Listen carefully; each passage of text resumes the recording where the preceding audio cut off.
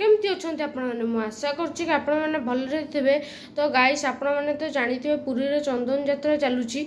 यह 21 दिन धरी चले। नीलकंठेश्वर महादेव प्रतिदिन पंचपांडव सह मिसी एवं मदन मोहन श्रीदेवी भूदेवी सह मिसी जाती चाप खेलने को। तो आज सी आम साहीपट देकी जिबे चलते एवं देखिए।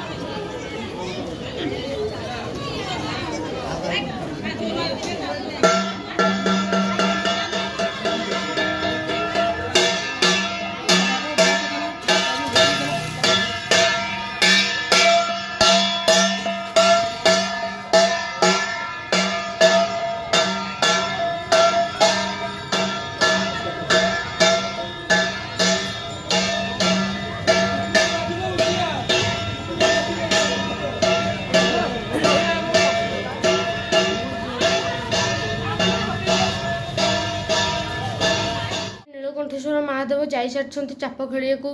भिडियोटी जब पसंद आसो लाइक करेंगे, बहुत लोक शेयर करेंगे। महावीर महाविद्या चैनल को प्लीज सब्सक्राइब करेंगे। मुझे देखुची आपण मैंने वीडियो देखुं कि सब्सक्राइब करना। सब्सक्राइब न कले आपण मैंने बहुत किसी मिस कर दौरान। तो चलते देखा गोटे नुआ वीडियो। Bye bye.